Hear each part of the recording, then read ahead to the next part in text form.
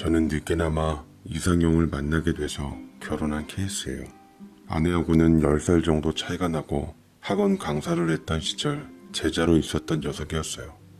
저를 무척이나 따르던 아이라 귀여운 학생이다 싶었습니다. 그리고 제가 원하던 기업에 취직 후 학원을 그만뒀었는데 그때 제 전화번호를 알았던 애가 끊임없이 대시를 하더라고요. 선생님, 저 선생님이 너무 좋아요. 우리 만나보면 안 돼요? 저 이제 고3이고 내년에는 20살 돼요. 나이는 숫자에 불과하잖아요. 선생님이랑 결혼하고 싶어요. 라고 말하는데 어린 것이 기도 안 차서 어른으로서 얼른 내쫓아버렸더랬죠. 미안한데 난 어린애는 별로 관심 없다. 나중에 너 대학 가서도 관심 없으니까 헛꿈 꾸지 말고 공부나 열심히 해서 대학 가서 멋진 놈 만나 사귀어라. 그땐 이 노땅 선생님은 눈에 뵈지도 않을 테니까 라고 확 내쳐버렸더니 상처받은 학생은 몇 번 더 주변을 맴돌더니만 그 이후로 연락도 없더라고요. 저는 원하던 직장에 가서 적응하느라 그 애에 대해선 까마득히 잊어버렸고 그 사이 나름 연애한답시고 몇 명의 여자들을 만나고 이별도 하고 그렇게 반복하며 살았습니다. 하지만 그맘때쯤 아버지 사업이 내리막길을 타면서 망해버리는 바람에 차업딱지가 여기저기 붙으며 우리는 궁지에 몰렸고 아버지는 쓰러져서 기어코 저 세상으로 먼저 보내드리고야 말았습니다. 저와 동생과 어머니는 그 앞을 지키며 통곡을 쏟아냈지만 슬퍼할 기색도 없이 우리는 빚쟁이들을 상대해야만 했습니다. 어떻게 해서든 먹고 살아야 했기 때문에 생활비와 빚잔치에 들어갔고 어떻게 해서든 장남답게 집안을 끌어야만 했습니다. 아버지처럼 제 사업을 하는 게 꿈이긴 했지만 자라보고 놀란 것은 소뚜껑 보고 놀란다고 저희 아버지께 대인 어머니는 사업의 사자도 꺼내지 못하게 만들었습니다. 동생과 저 어머니 세 식구의 각고의 노력 끝에 7년 만에 겨우 뼈 빠지게 일의 빚을 청산하게 되었고 간신히 대출받아 빌라 하나는 마련하게 되었습니다. 숨 쉴 수 있을 때쯤 이미 제 나이는 40줄을 앞두고 있었어요. 저희 어머니는 집안 빚 때문에 홍기를 놓치게 한 제게 미안했던지 어떻게 해서든 결혼을 하게끔 하려고 지독한 푸시를 넣었습니다. 이리저리 피하다가 저는 선자리에 몇 번 끌려 나갔는데 꼴에 저도 취향이 있는지라 제 눈에 드는 여자가 없는 거예요. 그럴 때마다 어머니는 제게 눈 좀 낮추라 성하시고 비록 앞자리 사자를 앞두고 있었지만 나이에 지어 결혼하는 것도 싫고 딱히 결혼 생각이 없었던지라 피했지만 소용이 없었죠. 근데 살다 보니 인연이 있었던 건지 제 인생의 전환점이 생겼습니다. 그날도 끌려 나온 선자리에서 모르는 여자랑 지루한 얘기를 한 귀로 듣고 한 귀로 흘리고 있었는데 갑자기 아리따운 아가씨가 제 앞에 서다니 반갑게 맞았습니다. 선생님, 오랜만이에요. 저 송이에요. 예전에 선생님께 고백했던 철없었던 고딩이었죠. 여기서 이렇게 뵙다니 너무 좋네요. 라고 말하는데 기억을 더듬어 보니 분명 저를 좋아한다던 학생이 맞았습니다. 근데 촌티 풀풀 나던 고등학생이 엊그제 같았는데 완전 숙녀가 되어서 제 앞에 섰더라고요. 거기다 안경을 벗고 화장을 하니 정말 몰라볼 정도로 눈이 부시게 아름다운 여자가 되어 있었습니다. 앞에 있는 여자는 보이지도 않더라고요. 송이는 손자리인 것을 눈치채고 갈 법도 했지만 제 호감 있는 눈빛을 금세 알아채고는 아예 의자를 당겨 제 곁에 오고는 이런저런 얘기를 하는데 선자리 나온 여자는 저희 둘의 화기애애한 분위기를 기가 막혀하며 결국 불쾌한 듯 자리에서 일어섰습니다. 차라리 잘됐다 싶었고 선자리 여자 자리에 송이가 앉았는데 그건 살아온 세월을 얘기하는데 정신 팔려 시간이 훅 지나가 버렸습니다. 대화가 참 즐거웠어요. 이런저런 얘기를 하는데 제자로서 대하는 척했지만 사실은 호감이 생겼고 마음에 와닿는 부분이 많았습니다. 수도권의 어느 대학을 갔다던 그녀는 재연 배우를 하고 있다는데 지금은 쇼핑몰을 운영하고 있는 CEO라고 하더라고요. 모델도 하고 옷도 디자인하고 파는 것까지 모두 본인의 몫으로 하고 있고 아직은 생각만큼 잘 되진 않지만 대박을 꿈꾸는 열정적인 창업자로서 자신의 일에 최선을 다하는 게 멋져 보였습니다. 저도 현재 회사를 그만두고 제 사업을 하고 싶다는 바람을 비치면서 얘기를 해나갔는데 깜깜한 밤이 되어 그녀를 바래다 주는 게 참 아쉬울 지경이더라고요. 우리 이쁜 제자는 여시같이 절 떠보면서 제 마음을 흔들어 놓는 것도 잊지 않았습니다. 선생님, 우리 집에서 자고 갈래요? 저 독립해서 선생님 재워줄 수 있는데. 됐거든. 난 여친네 집 아니면 안 잔다. 남자가 지조가 있어야지. 그럼 오늘부터 내가 여친해주면 되겠네? 훅 들어오는 건 예나 지금이나 똑같네. 집에 계시는 우리 어머니께 잔소리 곱절로 듣고 싶지 않아서 들어가야 돼. 내가 아직까진 엄마 생각하는 마마보이라서. 어머, 선생님 마마보이예요? 나도 마마걸인데 어쩜 우린 이렇게 여전히 잘 통할까? 알았어요. 오늘은 집에 보내줄게요. 대신 다음에는 편하게 서로 집 왔다 갔다 하기예요. 라며 얘기하는데 저는 피식 웃고 얼른 들어가라 했습니다. 예전 같았으면 그냥 손 가시고 귀찮고 그랬을 텐데 가슴이 콩닥콩닥 뛰는 게 기분이 좋아지더라고요. 발걸음 가볍게 집에 들어오니 어머니의 장전된 잔소리가 다다다 시작됐습니다. 선짜리 여자에 대해서 매너 없게 했다고 제게 육두문자까지 섞어가며 욕을 장난 없게 하셨어요. 그런 어머니를 말릴 것은 어머니가 바라시고 기대하시던 신부감을 찾았다는 소식이었죠. 일찌감치 송이와 다시 재회했을 때부터 그녀가 미래를 함께할 수 있을 것을 예감하고 있었기에 어머니께 단번에 공개해버렸습니다.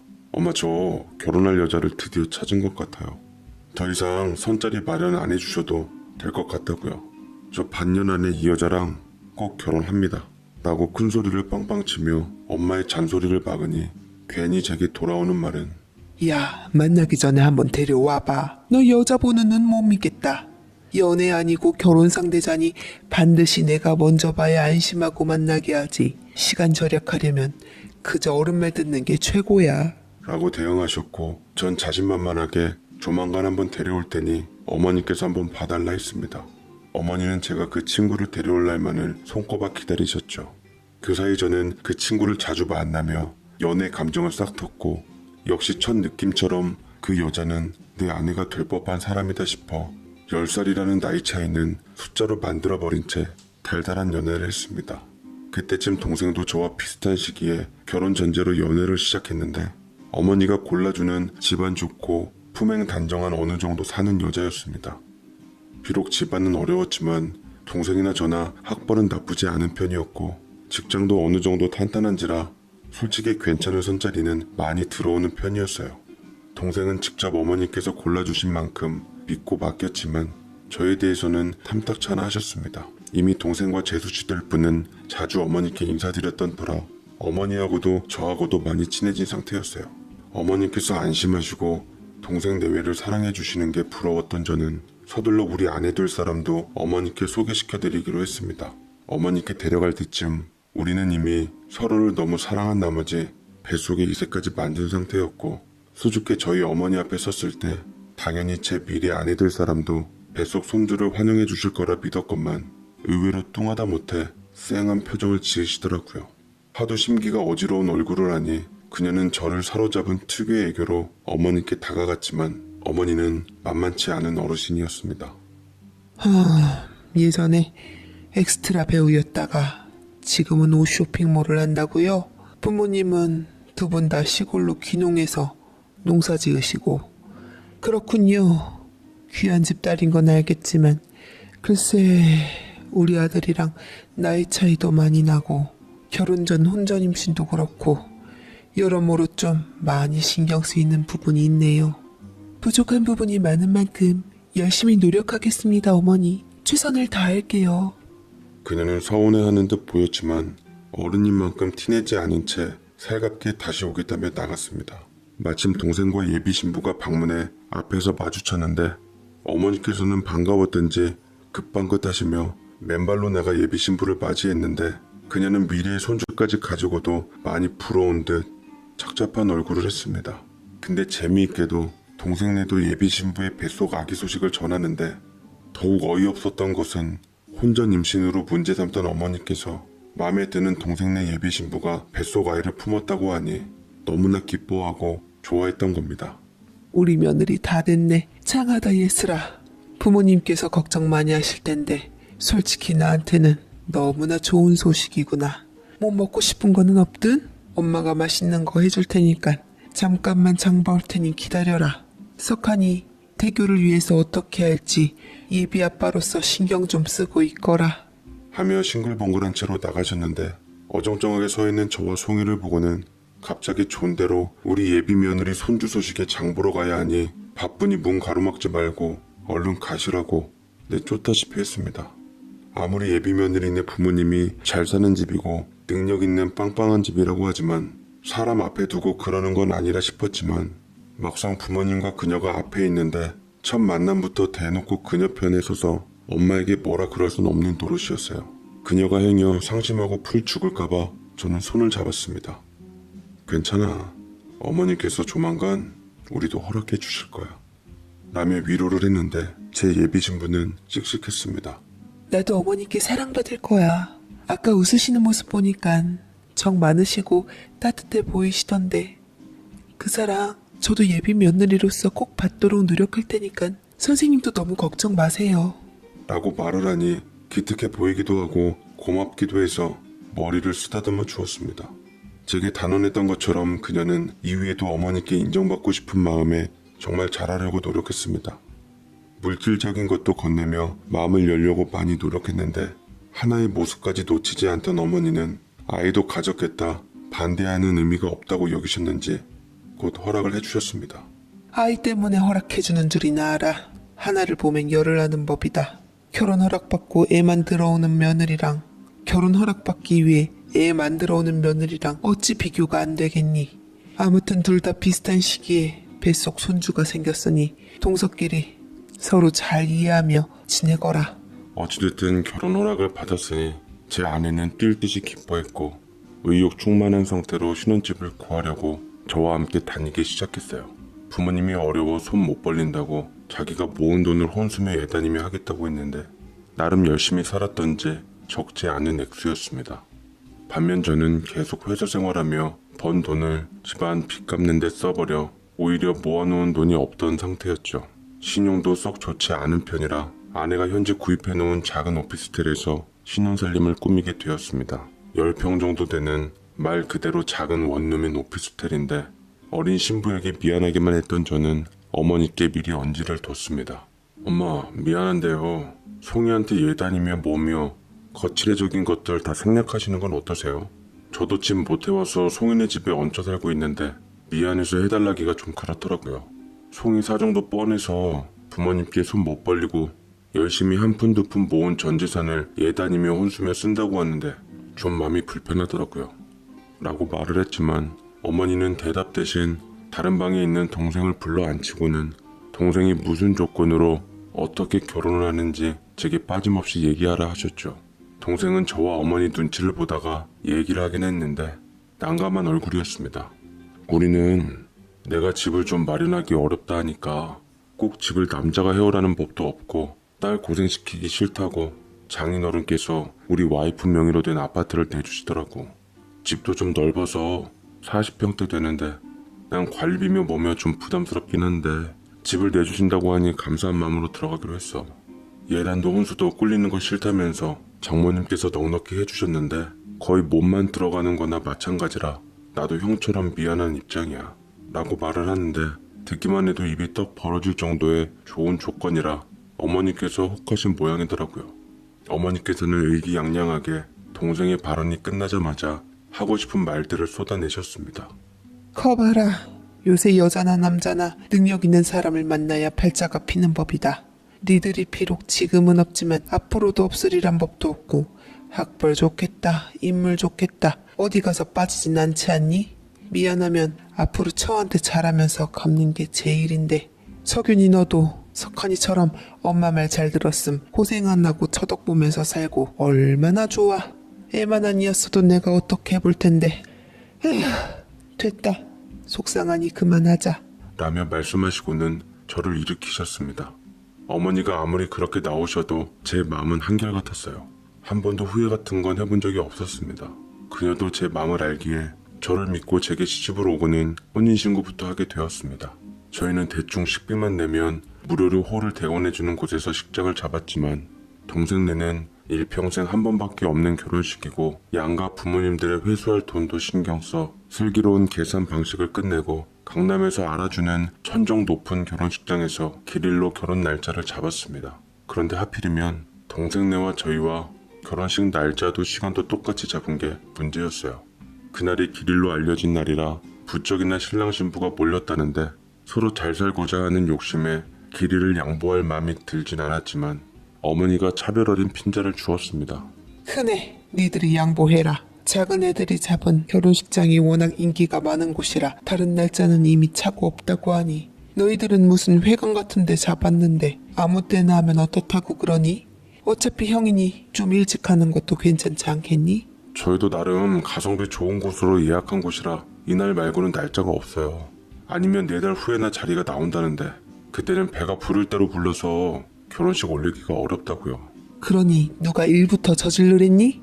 아무튼 네 동생네가 내게 먼저 결혼 날짜를 말했고 번복할 이유 없다. 좀 늦게 하거나 아니면 애 낳고서 하던지 해라. 혼인신고도 미리 했다며. 어차피 그런 건 다 형식일 뿐이지 않니? 라고 말을 하는데 싹싹한 아내는 어머니의 신경을 거스르기 싫었던지 웃으며 끄덕였습니다. 제가 다 안쓰럽고 딱해서 미안했습니다.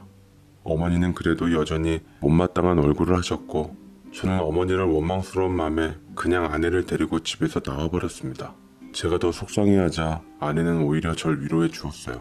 위기에서 사람의 본성이 나오는 법인데 제가 정말 아내 하나는 끝내주게 잘 얻었다 싶었습니다. 동생의 결혼식 날은 서두른 만큼 빨리 다가왔는데 강남에서 워낙 유명한 결혼식장인데다 식대도 비싸고 빌리는 대여료도 만만치 않은 만큼 참 웅장하고 멋졌습니다. 아내 역시 눈이 돌아갈 만큼 시선을 떼지 않더라고요. 그때도 참 미안했어요. 아내는 애써 태어난 척하고 저와 함께 동생네의 결혼식에 필요한 부분을 도와주었고 특히나 아내는 하객들에게 봉투를 받는 가방순이 역할을 하며 이리저리 분주하게 움직였습니다. 오케스트라 결혼식 연주를 바탕으로 너무나도 한 폭의 그림 같은 아름답고 화려한 결혼식이 끝나버렸고 친척들에게 저와 아내는 돌아다니면서 인사를 드렸지만 새 신부 새 신랑만큼 주목을 받진 못했습니다. 어머니도 저희보단 당연히 동생 내외를 자랑스러워하며 소개했고요. 웨딩카를 타고 신혼여행을 떠난 후에야 긴 마무리까지 하고 난 후 겨우 한숨을 돌릴 수 있었습니다. 어머니는 하루 종일 애쓴 제 아내에게 인사조차 하지 않은 채 가버린 후 일주일 뒤 동생 내외가 신혼여행 돌아올 때쯤에 한상 차림한답시고 아내를 부려먹었습니다. 해가 쿰 떠서는 너 임신했다고 궁둥이 무거워지면 그거 다 살로 가는 법이다. 점점 퍼져서 나중엔 네 신랑 딴짓하면 뭐라 그럴 자격 있겠니? 많이 움직여야 뱃속에도 쑥쑥 잘 자라고 순산할 수 있다. 사실 겉모습으로 보면 제 아내는 심한 입덧 때문에 살찔 틈이 없었습니다. 오히려 통통한 쪽은 재수 씨였는데 신혼여행을 다녀와선 더 그랬는데도 어머니는 제 손으로 물도 못 떠먹게 하셨습니다. 모범을 보여야 할 어른이 그러시니 동생 내외도 형수인 제 아내가 만만하게 보였던지 힘든 임산부 부려먹고도 전혀 미안한 기색이 없었습니다. 거기다 나이는 재수 씨보다 4살이나 더 어렸으니 만만하게 보였겠죠. 동서에게 존댓말하는 아내와 형님자만 달고 반말하는 동서의 말씨가 기가 막혔더랬습니다. 형님, 이것 좀 더 갖다 주고 저것 좀 다 치워줘. 근데 이거 왜 이렇게 짜? 음식 형님이 했다던데 친정어머니가 짜게 드셔? 돈 없어서 지방 가셨던 얘기는 들었는데 그래도 서울 출신 아니야? 미안해요 동서. 내가 다시 해서 갖다 줄까요? 됐어. 이미 만든 음식인데 다시 손대면 맛있겠니? 어머니, 형님 음식할 때 간 좀 봐주세요. 이러다가 임신당뇨 올까봐 걱정되네. 라고 하는데 어머니는 돈이 좋긴 좋은지 되먹지 못한 재수씨를 감쌌습니다. 아내는 하루 이틀 이런 것이 아닌지라 인이 배겼던지 묵묵히 감수했죠. 동생네 부부가 당시 괌으로 신혼여행을 다녀왔는데 거기 애옷이랑 명품 가방이 참 저렴해서 제가 가기 전에 좀 부탁을 해놨는데 행여 형제인지라 떼먹을까봐 걱정됐는지 마지못해 옷 조가리 2벌 정도 내밀더라고요. 근데 그것도 아까웠던지 몇 달 뒤 애가 태어나기 얼마 전 다시 돌려달라고 하며 퇴근한 후 밤늦게 집으로 왔습니다. 형 미안한데 예전에 내가 신혼여행 가서 사가지고 온 옷 그거 다시 돌려주면 안 될까? 아내가 그게 예뻤는지 눈에 아른거리나 봐. 그렇게 똑같은 걸로 2벌 사자니까 형네랑 똑같이 입히는 건 싫다고 해서 다른 걸로 사왔는데 임산부 변덕에 나도 힘드네. 대신 내가 형 다른 예쁜 걸로 사줄게 라고 하니 저는 너무 화가 나서 애 옷을 동생 면상에다 던지며 그동안 꾹꾹 눌러 참아왔던 화가 머리 끝까지나 한바탕을 하게 됐습니다. 야, 재수 씨한테 전해. 그따위로 살지 말라고. 옷조가리 2벌 산 것도 아까워서 줬다 뺏는 게 어딨냐? 더럽고 치사해서 안 가진다. 우리도 애 낳고 니들보다 더 좋은 결혼식장이랑 신혼여행 갔다 올 거야. 열받아. 라고 질러버렸습니다. 동생도 제게 미안했던지 몇 번이나 미안하다고 사과하고 쓸쓸히 돌아섰는데 어쩐지 동생 역시 마음이 짠해서 다시 불러 온 김에 술이나 한잔 하자고 했습니다. 동생은 시계를 보며 전전긍긍하다가 전화를 걸어 재수씨한테 간신히 허락받아 1시간 정도를 내었는데 동생이 재수씨 눈치를 많이 보고 사는 것 같더라고요. 툭하면 처갓집 행사나 이럴 때 몸종처럼 부린다고 하는데 어머니가 받았던 예단이나 신혼집을 받은 대가를 동생에게 하여금 치르게 하는 모양새 같았습니다. 월급 통장도 다 뺏기고 매번 돈 가지고 무시해서 몇 번 얘기를 했지만 제 동생이 저와 달리 사람이 좋고 순해서 결국 백길에 들어 아내 눈치나 보는 힘든 삶을 살아가고 있었습니다. 동생은 시원하게 소주 한 잔을 들이키며 깊은 한숨을 쉬었습니다. 형, 결혼한 지 얼마 되지도 않았는데 벌써부터 결혼 생활에 숨이 막혀. 처음엔 좋았는데 점점 돈 갖고 사람 우습게 보고 힘들게 하니까 세상에 공짜는 없다 싶더라고. 나도 이럴 줄 알았음 그냥 조건 보지 말고 내가 좋아하는 사람이랑 결혼할 걸 그랬어. 라고 하는데 사연에 다 쓰진 못했지만 무시당하고 힘들게 산 동생 심정이야 오죽할까 싶어 더 이상 동생에게 화내는 것은 관두기로 했습니다. 저는 어머니께 찾아갈 일이 있어 간 김에 동생에 관한 이야기를 해줬고 어머니도 사태를 가만히 지켜보니 이건 아니라는 생각이 들으셨던지 며느리들과 저희 형제를 한자리에 부르셨습니다. 아무리 돈이 좋다고 한들 그것은 자식을 행복하게 해줄 때만 좋은 것이지 돈 있는 권력을 휘둘러 아들을 괴롭히는 며느리는 아니었던 것입니다. 눈치 없던 재수씨는 갑작스런 어머니의 부름에 성가신다는 듯 똥 씹은 얼굴을 했습니다. 어머니께서 근엄한 목소리로 목청을 가다듬자 자연스럽게 두 며느리는 공손해졌습니다. 이제부터 며느리 둘은 서로를 존중하며 잘 지내도록 해라. 특히 둘째, 너는 형님이 어리지만 그래도 형님인데 형님 자만 써놓고 찍찍 반말 쓰면 되겠니? 특히나 어른들 앞에서는 말 높이고 예의 있게 하도록 해라. 그리고 첫째는 동서에게 동서자만 쓰고 말 높이지 말거라. 나이를 떠나서 엄연히 서열로는 네가 윗사람인데 존대 쓰는 것도 참 보기가 안 좋구나. 나이를 떠나 집안어른 서열내로 따지고 이제부터 둘째도 첫째가 하는 일 무조건 돕고 반반씩 하도록 해라. 알량한 용돈 봉투 내밀어도 이제 소용없다. 알아서 눈치껏 하도록 해. 라며 며느리들에게 큰 소리를 쳤고 분위기가 뭔가 자신에게 유리한 쪽으로 돌아가는 것이 아님을 알게 된 재수씨는 자세도 고쳐 앉고 대답 없이 어머니와 아내를 도끼 품은 눈으로 보았습니다. 어머니는 실상을 알고서 아내에게 마냥 미안하긴 했지만 말로 미안하단 말 대신 전보다 살갑게 대하려고 노력하는 것 같았습니다. 아내는 기뻐하며 만족해했고요. 저도 이 모습을 보는데 드디어 제자리를 찾았고 어머니께서 아내의 가치에 대해 인정해주는 것 같았습니다. 근데 어머니, 자기야. 나 너무 배가 아파. 애가 나오려나 봐. 동서, 괜찮아요? 근데 저도 배가 갑자기 너무 아파요. 오빠 나 좀 도와줘요. 119 좀 불러줘요. 라고 갑자기 일순간 두 산모가 배가 아프다며 애가 나올 것 같다는 응급 신호를 보내왔습니다.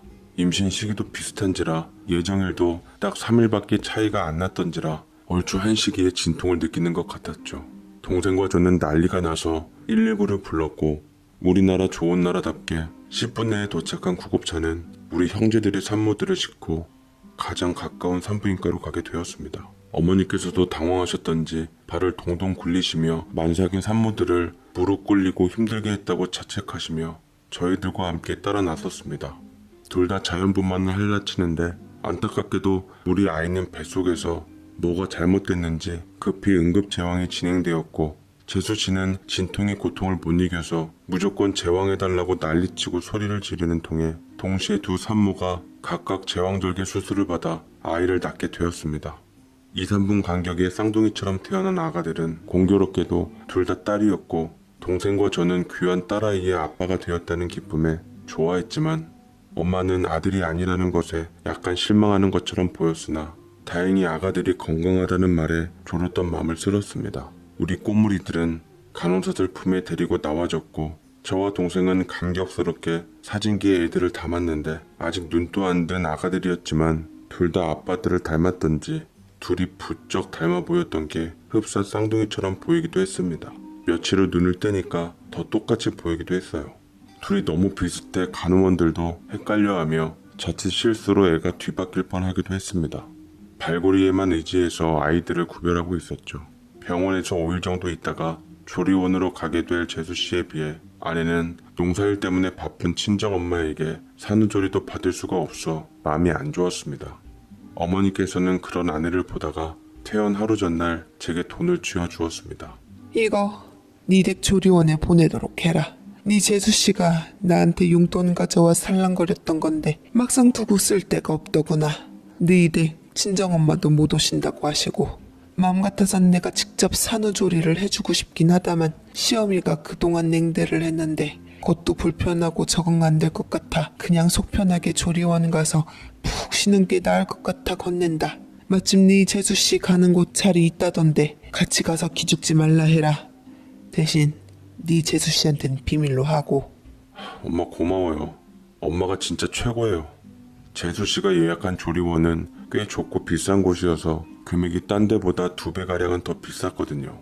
하지만 어머니는 똑같은 값을 지불하고 재수씨와 똑같은 VIP 방으로 아내를 예약해 주었습니다. 그것도 재수씨가 준 용돈을 모아서 말이죠.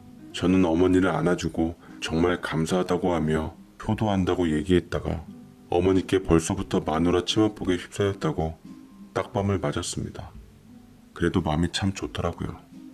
재수씨는 집에 쭈구리처럼 산후조리도 못 받게 될 아내의 모습을 기대했던지 정작 자기와 같은 산후조리원에 똑같은 방에 있는 것을 보고 놀랐습니다. 그렇게 2주 동안 넉살 좋던 아내는 조리원 동기도 잔뜩 만들어 왔습니다. 아내는 조리원 다녀와서 어머니께 큰절을 하고서 친딸처럼 애교 있게 잘 지내고자 했습니다. 어머니도 그간 오해를 풀고 아내에게 잘하며 좋은 고부관계 첫 발을 내디뎠죠. 허나 세상에 비밀은 없다고 어찌하다 알게 됐는지 재수씨가 애 100일 잔칫날 당일 유명한 한식당에 모인 저희 부부 그리고 어머니에게 그동안 분을 참았던 것을 크게 터뜨리고 말았습니다. 어머니, 어떻게 제게 용돈 받은 걸 모아 형님 조리원비를 대주실 수가 있으세요? 제가 어머니께 어떻게 했는데요? 그 이후에도 제게 용돈 받아가는 걸로 형님에게 이것저것 해준 것 같은데 저한테는 뭐 하나도 없으셨으면서 일은 일대로 부리고 그렇게 사람 차별해도 돼요?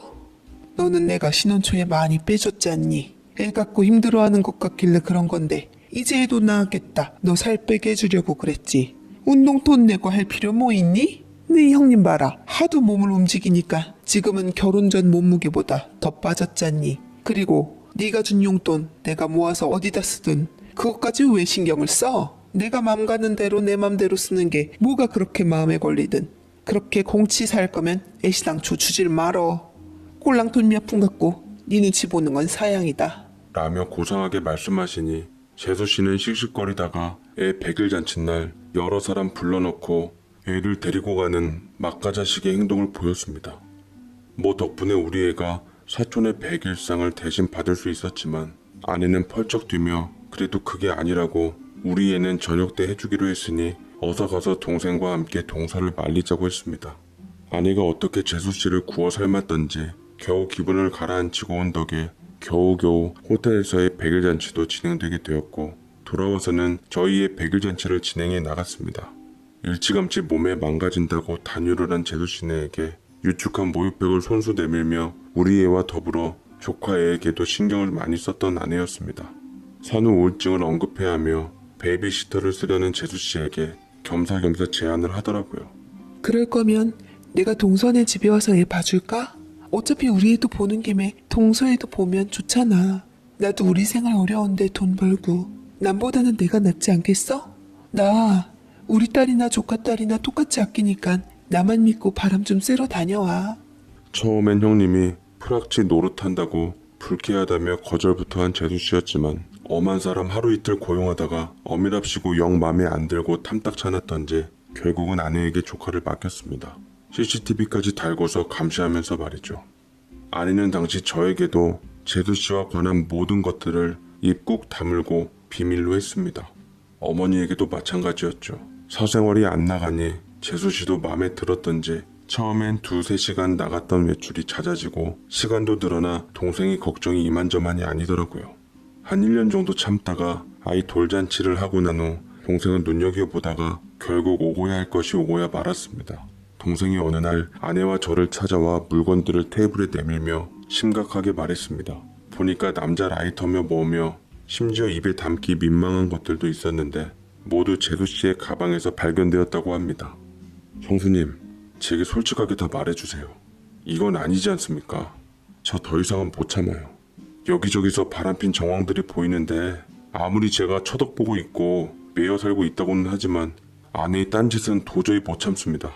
라고 말을 하자 아내는 끝까지 오해라며 동서를 잘못 보고 있다고 수습하려고 했지만 동생의 화는 이미 머리 끝까지 나 있는 상태였습니다. 이번에야말로 본때를 보여줘야겠다 생각했던 건지 어디서 재주 좋게 재수씨의 바람핀 정황들이 담긴 사진들까지 몽땅 풀어내는데 아내는 진심으로 속이 타들어가는 얼굴이더라고요. 이래도요? 이래도 제가 오해라고요? 제가 좋게 말씀드릴 때 형수님께서도 말씀해 주세요. 안 그럼 저 형하고도 안 볼 겁니다. 라고 말을 하자 그제서야 어렵사리 아내는 힘들게 말을 토해냈습니다. 실은 서방님, 동서가 바람 좀 쐬러 친구들이랑 몇 번 놀러 갔는데 그곳에서 대시하는 남자들과 잠깐 시간을 보내다 보니 몇 번 더 만난 것 같아요. 그게 다예요. 동서가 얼마나 서방님을 생각하고 사랑하는데요. 다른 건 몰라도 그거 하나는 장담할 수 있어요. 사람은 누구나 실수할 수 있는 법이잖아요. 실수요? 바람이 실수입니까? 다른 사람은 그래도 내 사람은 안 됩니다. 저도 지금까지 참을 만큼 참았어요. 애 때문에 참고 사는 단계도 이제 넘어섰습니다. 아무래도 이혼 준비해야 할 것 같아요. 이혼이요? 안 돼요, 서방님. 서방님이랑 동서만 보고 있는 사랑이는 어쩌라고요. 제발 딸을 생각해서 참으세요. 동서도 잘 말하면 정신 차리고 살 거예요. 애를 봐서라도 그러면 안 돼요, 서방님. 라고 아내가 필사적으로 동생을 말렸지만 이미 동생의 눈은 이성을 잃은 상태였습니다. 나중에 얘기를 듣자니 동생이 이혼 얘기를 꺼내니 오히려 당당하게 재수씨 역시 겁날 것 없다면서 어디 이혼 한번 해보자고 둘의 사이는 극단적으로 치닫기 시작했습니다. 바람이 나도 단단히 났는지 동생이 뒤엎던 그날 당일 재수씨는 애고 나발이고 본인만 홀랑 짐 싸들고 나갔고 동생은 하루 종일 술만 퍼마셔서 마음을 졸이던 아내가 결국 조카애를 데리고 와서 저희 집에서 돌보게 되었습니다. 어머니에게까지 소식이 알려지자 일은 걷잡을 수 없이 커졌고 재수씨네 처가가 들고 일어서는 바람에 이미 모든 게 돌이킬 수 없이 극단적으로 치닫기 시작했죠. 둘은 결국 이혼 서류에 도장 찍고 빠이빠이를 하며 갈라서게 되었습니다. 애는 서로 키우라며 떠넘기는 웃지 못할 해프닝도 생겼죠. 재혼하느라 애는 죽어도 못 데려간다는 재수씨 때문에 동생이 키우게 됐지만 실질적으로는 아내가 키우게 되었습니다.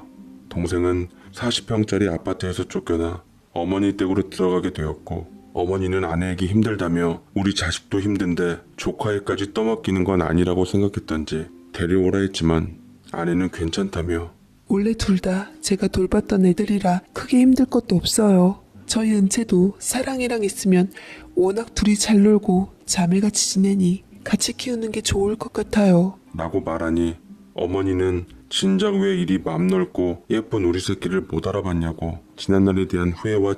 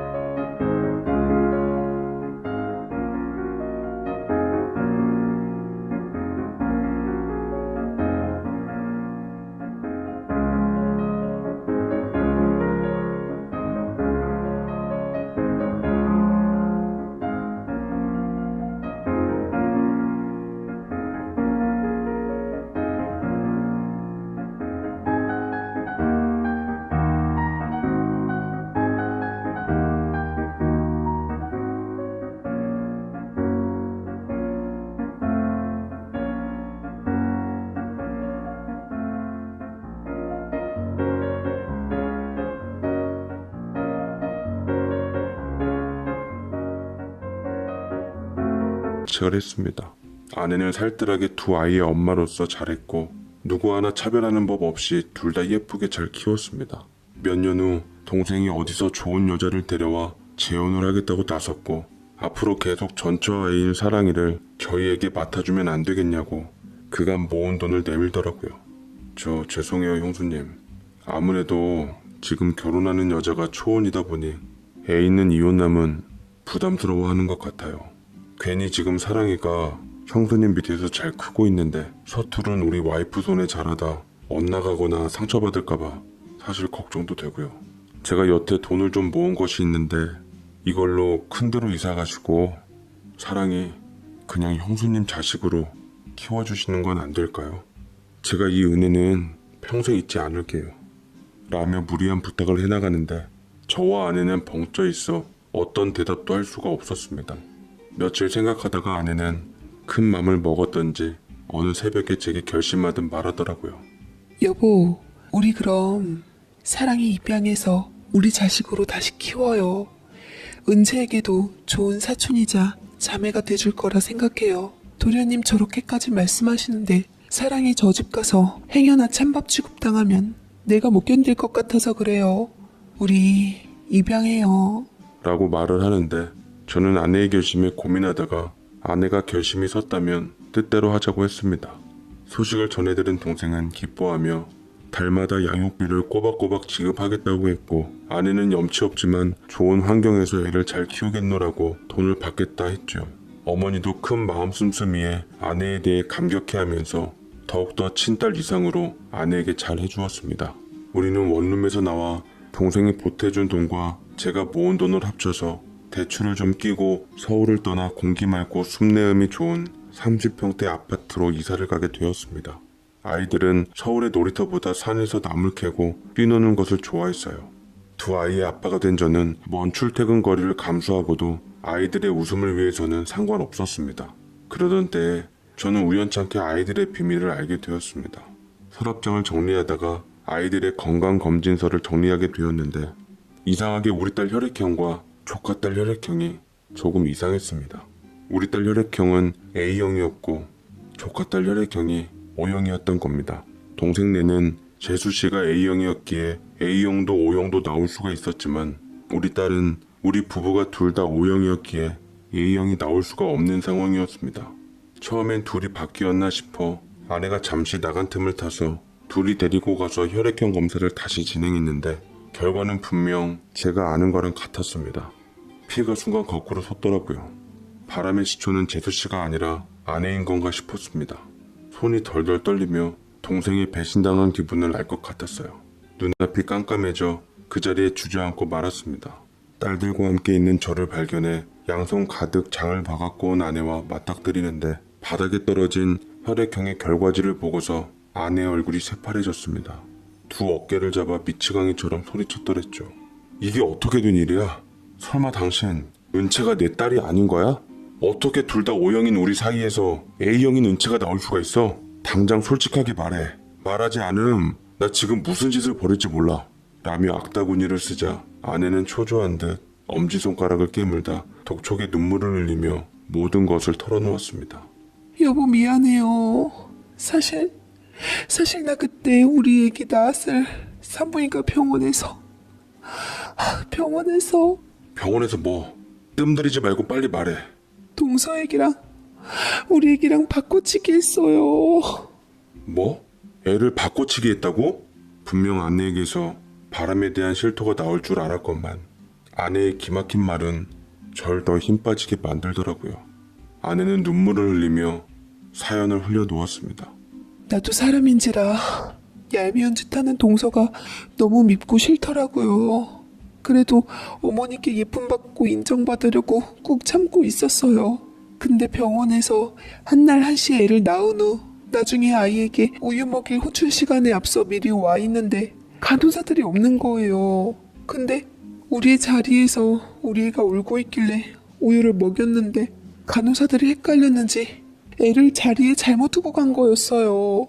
내가 우유를 먹인 건 바로 우리 딸이 아니라 동선의 딸이었던 거예요. 순간 엄한 생각이 들었고 가난하게 우리 집에서 힘들게 사느니 차라리 동선의 딸로 살아가는 게 낫겠다 싶은 생각이 들더라고요. 어차피 간호사도 헷갈릴 정도로 닮았던 두 아이였기 때문에 발고리만 바꾸면 모르겠다 싶어 혹시나 바꿔놨는데, 글쎄 간호사들도 친엄마인 동서조차 애가 바뀐 상황을 전혀 모르는 거예요. 혈액형이 조금 걸리긴 했는데 병원에서 잘못 나올 수도 있고, 설사 다시 검사를 한다 해도 동선의 부부에서 안 나올 법한 혈액형은 또 아니었기에 크게 신경 쓰질 않았어요. 대신 진짜 사랑해도 미안한 마음에 내가 최선을 다해서 키웠던 건 진심이에요. 동선은 예상대로 애를 금이야 오기야 잘 키워줬는데, 그러면 뭐해요. 바람나서 서방님이랑 이혼하고 말았는데, 그럴 것 같으면 애시당초 바꾸질 않았을 텐데. 아무튼 애들이 저렇게 된 건 다 내 잘못이에요. 어쩐지 그래서 유독 사랑이를 예뻐하고 챙겼던 거였어? 그래서 입양하기로 결심한 거였고, 당신이 사람이야? 어떻게 아무리 그래도 애를 바꿀 생각을 해? 미안해요. 정말 홧김에 그런 거였고 아직까지도 후회해요. 내가 얼마나 마음이 힘들고 괴로웠는지 몰라요. 대신 두 아이 다 내가 기르게 됐잖아요. 하늘의 뜻인 줄 알고 열심히 최선을 다해서 우리 딸들 잘 키울게요, 여보. 제발 용서해줘요.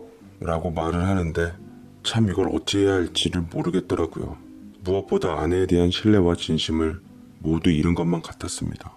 일이 이렇게 되었기에 망정이지, 하마터면 내 딸을 동생 내서 기르고 평생 내 딸인지도 모르고 살았을 거 아닙니까? 아내의 극악스러운 모습에 소름이 돋았지만, 한편으로는 아내의 말 맞다나 하늘의 뜻으로 두 아이 다 딸로서 책임지게 되었으니 어쩔 수 없다 여겼습니다. 한 가지 다행인 건 동생이나 재수씨도 저마다 제삼 사느라 바빠서, 또한 각각의 새로운 가정에서의 아이도 생겨서 사랑이는 관심도 안 갖는다는 점이었어요.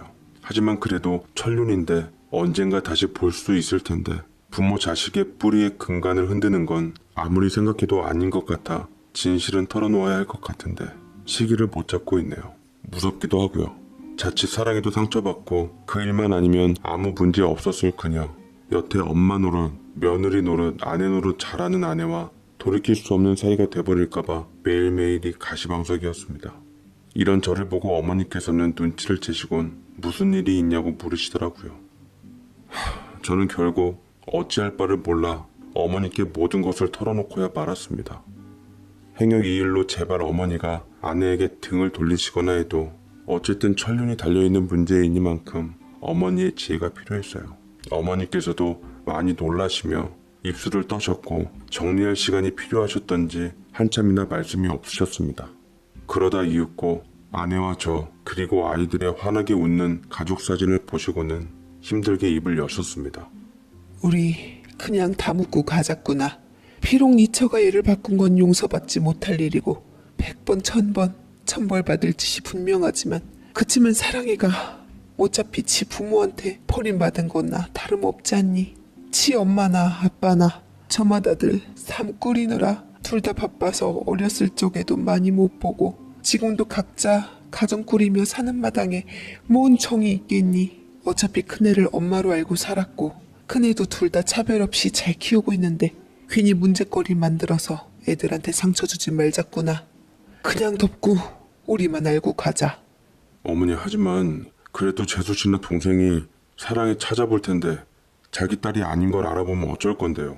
그럼 이제 은채랑 사랑이 원래 자리로 돌려보내면 되지 않니? 어차피 자식 내팽겨치느라 잘 보지도 않았는데 지 친딸을 제대로 기억이나 하겠어? 누군들 사랑이라고 하면 다 사랑이라고 알겠지. 어차피 애들도 3살밖에 안 됐는 데다 여튼 이처가 둘 다 키우다시피 했으니 뭘 알겠냐. 그렇게 알고 넘어가자꾸나. 그리고 이미 니처도 반성 많이 하고 있을 텐데 잘 얘기해보고. 라고 말씀하셨고, 어머니의 정리 한마디에 저는 수긍했지만 그래도 아내에 대한 실망감은 여전히 남아있었습니다. 그래도 있는 게 맞겠다 싶어 노력했습니다. 아내는 그 이후로 두 아이들을 차별 없이 열심히 키우고 있고 제 역할을 잘 해내고 있네요. 그 후부터 몇 년이 더 지나서 애들이 초등학교 입학했는데도 입학식 날 부모랍시고 동생 내외는 들여다보지도 않았는데 이를 다행으로 여겨야 할지 불행으로 여겨야 할지 모를 노릇이었습니다. 애들 역시 둘이 쌍둥이 자매인 줄 알고 커 우리를 엄마 아빠로만 알고 있습니다. 아내는 여전히 두 아이들에게 더할 나위 없는 다정한 엄마로 지내고 있네요. 여지없이 행복해하며 잘 살고 있는 아이들을 보고 저는 이제 마지막으로 모든 것을 잊기로 하고 제 마음을 사연으로 보내봅니다.